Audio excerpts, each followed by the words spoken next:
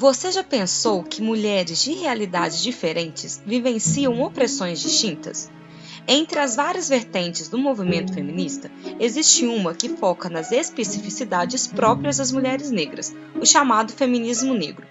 Esse é o tema da nossa conversa com a historiadora Maiara Juliana Gonçalves da Silva, professora na Universidade Federal do Rio Grande do Norte, no episódio de hoje do podcast Historiadora Explica, Historiadora Explica.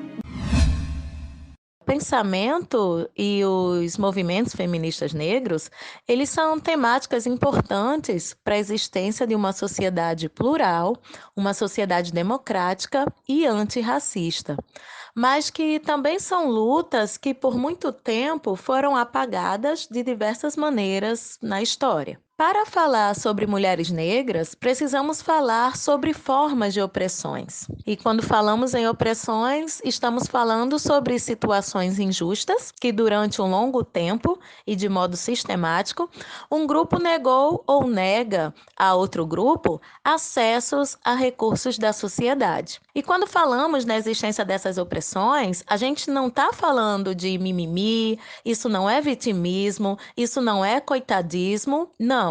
Negar acessos a um grupo significa dizer que durante a história e ainda atualmente, esses acessos se referem a direitos que não são alcançados ou que se tem uma dificuldade em se alcançar. Por exemplo, o não acesso à educação, à cidadania, ao trabalho, à moradia, à saúde, à segurança, entre outros.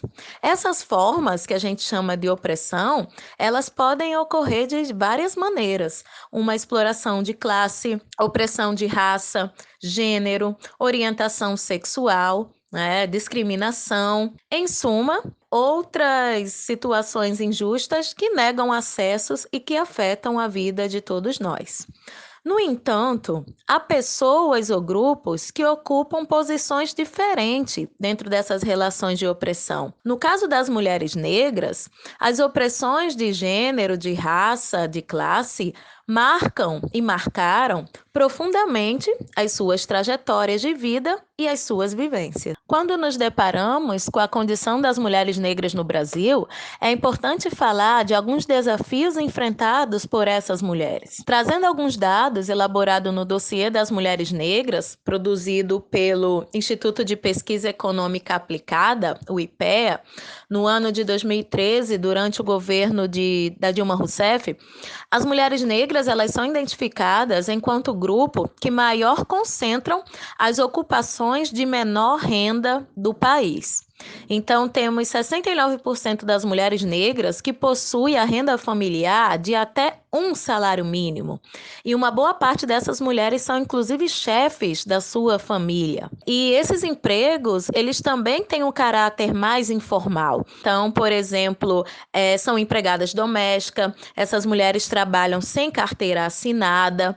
Nós temos um índice que 73% de empregadas domésticas são mulheres negras. E esses altos índices que mostram uma exploração do trabalho dessas mulheres negras estão diretamente ligados às funções, muitas vezes de servidão, que as mulheres negras no Brasil ocupavam desde a época da escravidão, quando elas trabalhavam em campos de plantação ou mesmo servindo na casa de engenho. Essas mulheres negras também compõem um grupo que tiveram historicamente direitos e privilégios totalmente negados. Direitos como alfabetização, o pouco acesso que essas mulheres têm nas universidades do país, onde apenas 20% das mulheres negras possuem uma formação superior. Quando a gente fala em privilégio, falamos, por exemplo, da ausência dessas mulheres em posições de liderança. Então, dificilmente se encontram mulheres negras sendo líderes de associações, instituições, imprensa, universidade ou em cargos públicos. Geralmente essas posições elas são ocupadas por homens brancos. As opressões que atingem as mulheres negras também podem ser identificadas até nas ideias formuladas sobre elas. Nos estereótipos estereótipos ou nos estigmas produzidos sobre essas mulheres negras, a gente consegue identificar um corpo de ideias sexistas que é marcado por uma herança, né, do período da escravidão, lembrando das violências que as mulheres negras escravas sofriam, tanto pelos senhores de engenho, na ideia do trabalho, como também pelas sinhás, que acabavam muitas vezes se utilizando do leite dessas mulheres negras para amamentar os filhos da casa grande. Essas mulheres negras, elas também são pensadas como aquelas mulheres que são solitárias, mulheres que não casam. É muito raro se ver catálogos de noivas negras, ou quando essas mulheres negras elas aparecem em alguns personagens de filmes, novelas, séries.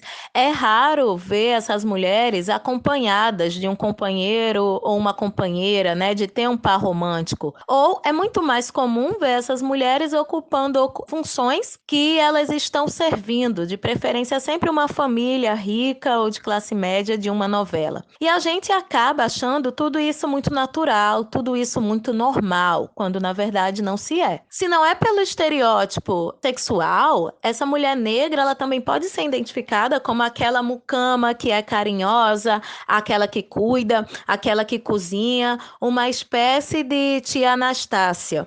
Ou ela também pode ser retratada, principalmente pelos blackfaces da vida, como aquela mulher que sempre é muito exagerada, que é uma mulher barraqueira, que é uma mulher bizarra. Tem uma autora que eu gosto muito, chamada Sueli Carneiro, uma intelectual negra, e a Sueli tem um artigo intitulado Enegrecer o Feminismo, onde ela faz um exercício interessante que ela lança uma série de perguntas sobre mulheres, mas cujas respostas não contemplam as mulheres negras.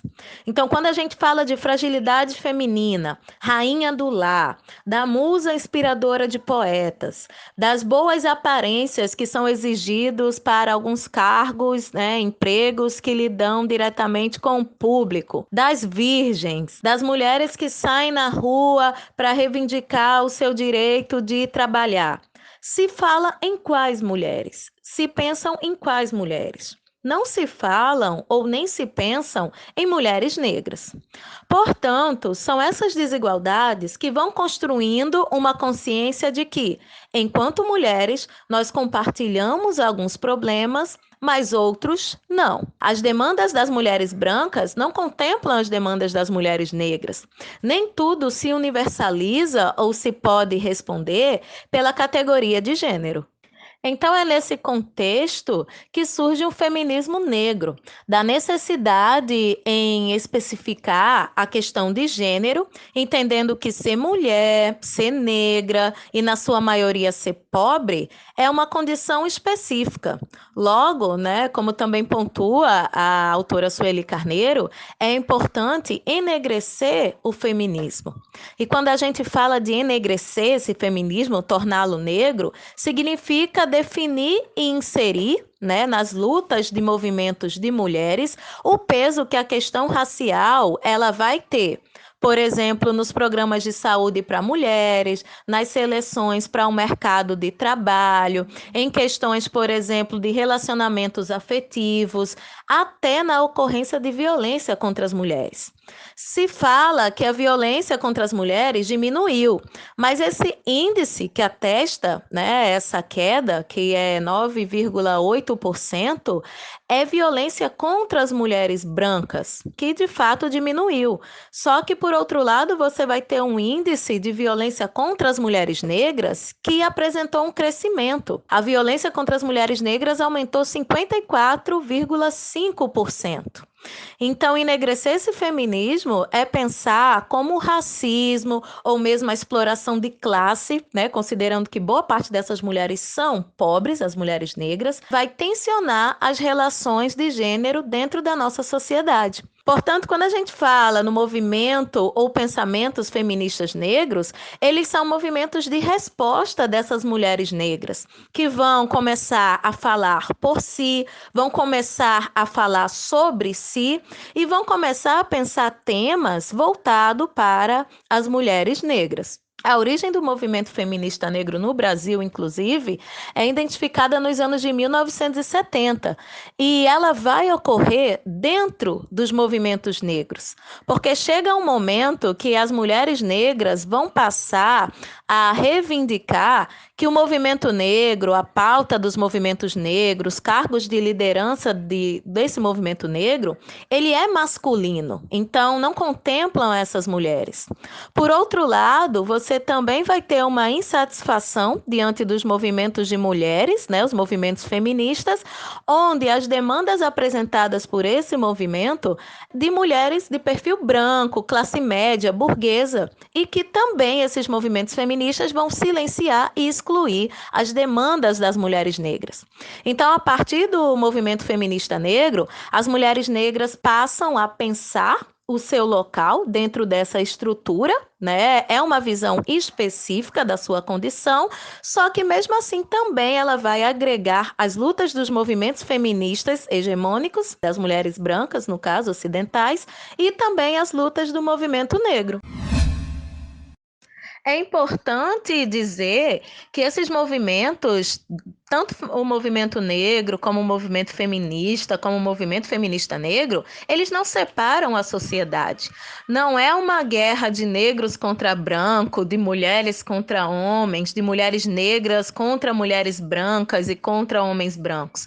São movimentos coletivos e eles são importantes para uma sociedade diversificada e uma sociedade também mais justa. Porque nessa sociedade, né, da hashtag Somos Todos Iguais, nós não somos iguais, né, porque somos tratados de modo muito diferente e injusto. Então, os pensamentos e os movimentos feministas negros são práticas de existência e também de resistência desse grupo. Ainda que essas práticas elas antecedam uma teoria, esses movimentos feministas negros, eles também são acompanhados por um corpo teórico.